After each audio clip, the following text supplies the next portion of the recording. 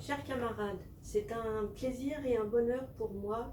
de vous transmettre au nom de Fabien Roussel, secrétaire national du Parti communiste français, le salut fraternel des communistes de France à l'occasion de votre 15e congrès.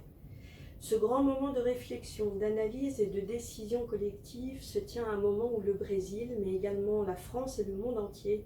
sont confrontés à des défis majeurs qui imposent à nos peuples d'opérer de véritables choix de société et même de civilisation. Les crises sanitaires, sociales, démocratiques, environnementales que traversent nos sociétés sont les expressions souvent dévastatrices de la crise de système qui préside aujourd'hui aux destinées de la plus grande partie de l'humanité, le capitalisme néolibéral.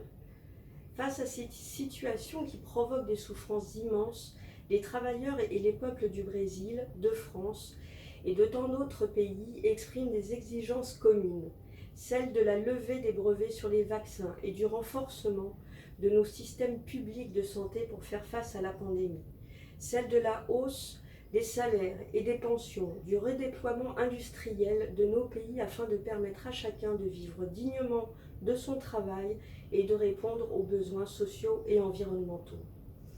À ces combats qui nous sont communs s'ajoute celui pour la défense et le renouvellement de la démocratie attaquée et menacée par une extrême droite réactionnaire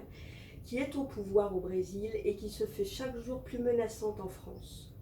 Se nourrissant de la destruction sociale provoquée par les politiques néolibérales et souvent instrumentalisée par les classes dirigeantes, cette vague réactionnaire et d'extrême droite fait peser un danger mortel sur la démocratie, sur les conquêtes sociales, les droits et les libertés des femmes, des groupes de la diversité culturelle, religieuse ou de genre.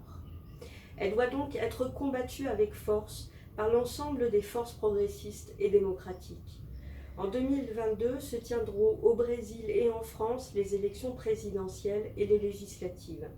Celles-ci seront porteuses de grands enjeux, au premier titre, ceux de reconstruire l'espoir et de conquérir un véritable changement de cap politique dans nos deux pays. La défaite de Bolsonaro et le retour d'un gouvernement de progrès et de justice sociale au Brésil serait ainsi une grande victoire face aux forces de la réaction au plan mondial.